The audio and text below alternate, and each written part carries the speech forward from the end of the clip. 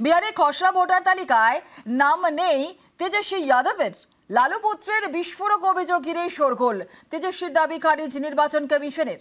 বিহারে এসআইআর পর তালিকা থেকে বাদ প্রায় ৬৬ লক্ষ ভোটারের নাম।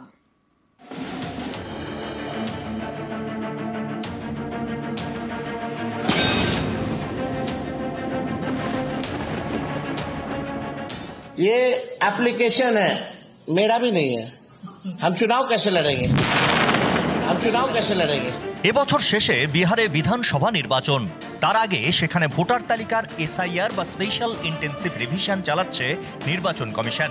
এসআইআর এর প্রথম পর্যায়ের পর শুক্রবার খসড়া ভোটার তালিকা প্রকাশ হয়। তালিকা প্রকাশের পরেই বিস্ফোরক অভিযোগ আরজেডি নেতা তেজস্বী যাদবের। বিহারের মুখ্যমন্ত্রী পদের অন্যতম দাবিদারের দাবি, নতুন ভোটার তালিকায় তার নামই নেই। ये एप्लीकेशन है, मेरा भी नहीं है।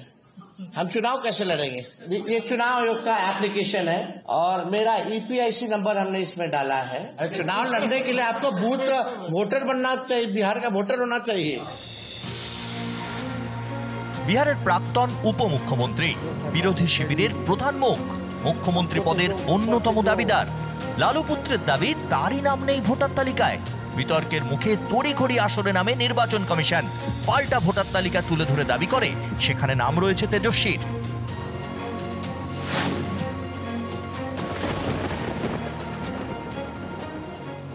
এটা কি স্পেশাল ইন্টেন্সিভ রিভিশন হচ্ছে নাকি ওই যেটা আমাদের সাধারণ সম্পাদক বলেছেন যে এটা একটা সাইলেন্ট রিগিং হচ্ছে, কোনটা হচ্ছে? তেজস্বী যাদবের তো মাধ্যমিক পাশেরও সার্টিফিকেট নেই, তার মানে এই তো নয় বিহারের মানুষ মাধ্যমিক পাশ করে না। তেজস্বী যাদব নাম তোলার চেষ্টাই করেনি, এবং সেখানে নাম না থাকলে তার নির্দিষ্ট পদ্ধতি আছে, আপনারা জানেন। পার্মানেন্ট তালিকা তো এখনো বেরোয়নি। তেজস্বীর নাম ভোটার তালিকায় আছে না নেই এ নিয়ে তর্জা চলছে। কিন্তু এটা ঘটনা যে বিহারের এই খসড়া তালিকা থেকে ৬৫,৬৪,০০০ ভোটারের নাম বাদ গিয়েছে। নির্বাচন কমিশনের দাবি এর মধ্যে ২২,৩৪,০০০ মৃত, ৩৬,২৮,০০০ ভোটার হয় পাকাপাকিভাবে অন্য জায়গায় চলে গিয়েছেন, নয়তো তাদের খোঁজ পাওয়া যাচ্ছে না। সব থেকে বেশি নাম বাদ গিয়েছে পাটনায়, ৩,৯৫,০০০। মধুবনী, পূর্ব চম্পারণ, গোপালগঞ্জ সব জেলা থেকেই ৩ লক্ষের বেশি ভোটারের নাম বাদ গিয়েছে। বিহারের ভোটার ছিল ৭,৮৯,০০,০০০। এসআইআর এর পর ভোটার সংখ্যা কমে দাঁড়িয়েছে ৭,২৪,০০,০০০। বাদ গিয়েছে প্রায় ৮% ভোটারের নাম।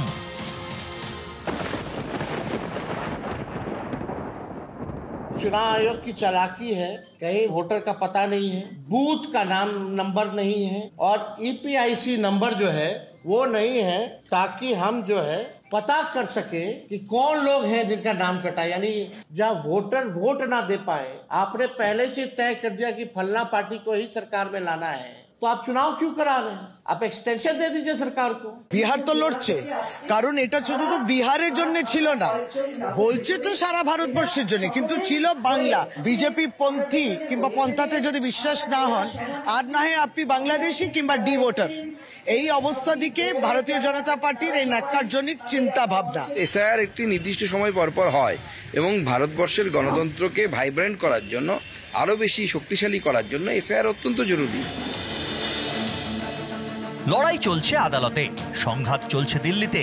তারই মধ্যে বিহারে খসড়া ভোটার তালিকা প্রকাশ। তেজস্বীর বিস্ফোরক দাবি জানিয়ে রাজনীতির হাওয়া গরম। নিউজ 18 বাংলা। मेरा भी नहीं है। हम चुनाव कैसे लड़ेंगे?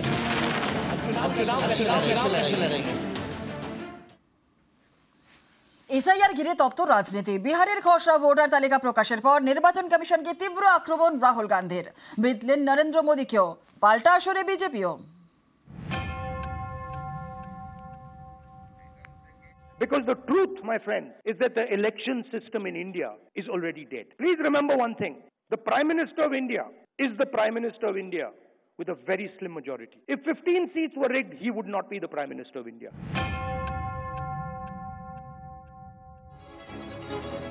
এসআইআর ঘিরে তপ্ত রাজনীতি। বিহারের খসড়া ভোটার তালিকা প্রকাশের পর নির্বাচন কমিশনকে তীব্র আক্রমণ রাহুল গান্ধী। নিশানা করলেন প্রধানমন্ত্রী Narendra মোদীকেও। Because the truth, my friends, is that the election system in India is already dead. Please remember one thing. The Prime Minister of India is the Prime Minister of India with a very slim majority. If 10, 15 seats were rigged, and we suspect actually the number is much closer to 70, 80, 100. If 15 seats were rigged, he would not be the Prime Minister of India. We are going to prove to you in the coming few days. We are going to prove to you without any doubt in the coming few days how a Lok Sabha election can be rigged and was rigged. It's very clear that the institution that holds this, that protects this, that holds this, that defends this, has been obliterated and taken over. Congress का एक और propaganda चल रहा है। चुनाव हारने के बाद कभी ईवीएम पे ठीकरा फोड़ दो, कभी इलेक्शन कमीशन पे ठोक दो और कभी उनके जो नियम है उन पर प्रश्न चिन्ह खड़ा कर दो। चुनाव के लिए जब आपके पास कोई रणनीति नहीं, कोई मुद्दा नहीं, तो पहले ही हार मानकर आप इस तरह के सवाल खड़ा करते हो। 2014 में, 2019 में देश की जनता ने कांग्रेस पार्टी को विपक्ष का नेता बनने लायक भी सीटें नहीं दी और इस बार भी कांग्रेस की 100 सीटें नहीं हो पाई। वो अपनी पार्टी की चिंता करें। এবছর শেষে বিহারে বিধানসভা ভোট, তার আগে ভোটার তালিকার বিশেষ নিবিড় সংশোধনে বাদ গিয়েছে প্রায় 66 লক্ষ ভোটারের নাম। নির্বাচন কমিশনের বিরুদ্ধে বিরোধীদের সুর সপ্তমে। जो हमें मिला है एटम बम है, फटेगा तो आप इलेक्शन कमीशन आपको दिखेगा नहीं हिंदुस्तान में। मैं राहुल जी से कहना चाहूंगा बहुत विनम्रता के साथ, अगर आपके पास सबूतों का एटम बम है तो उसका परीक्षण तुरंत कर डालिए। বিহারে এসআইআর ঝড় উঠেছে দিল্লিতেও, সংসদ উত্তাল। শুক্রবার দিল্লিতে জাতীয় নির্বাচন কমিশনের দপ্তর ঘেরাও করবে বিরোধী জোট আইএনডিআইএ। ভোটের বিহারে এই ইস্যুতে পথে নামছেন রাহুল গান্ধী, তেজস্বী যাদবরা, পাল্টা গুটি সাজাচ্ছে বিজেপিও। নিউজ 18 বাংলা।